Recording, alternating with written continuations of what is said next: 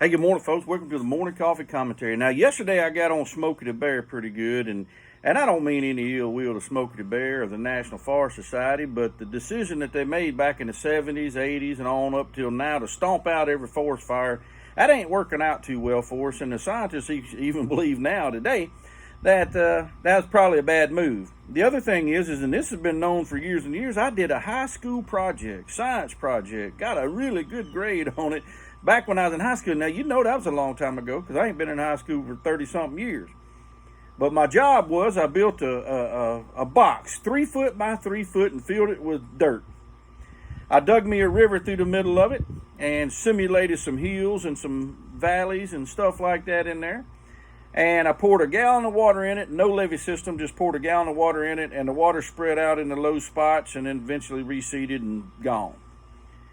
I pulled up the levees on the side of the river and made it more of a canal with levees, kind of like the levee board has done for quite a few years now.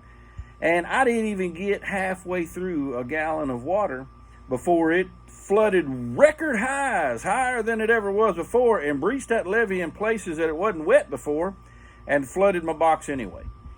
So levees don't work. When you pour the same volume of water, comes down and fills a levee system, a tributary, if it spreads out, it's thin and it's shallow and it goes into the low spots and goes away.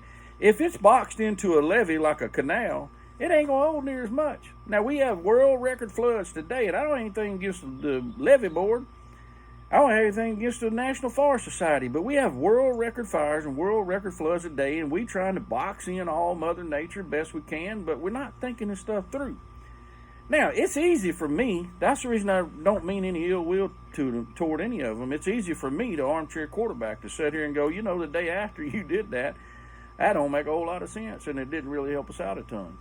But that's biblical. You know me, I'm always tied back to the Bible and give you something to ponder. Jesus said in Luke chapter 6, he said this, he said, "Can the blind lead the blind? Will they not both fall into a pit?" Now, be honest with you. What is your source of truth? Think about this and really get in your inner being what your source of truth is. For me, it's the Word of God. All this other stuff is just conversation we can have on the front porch. The world sure could use a little good news today.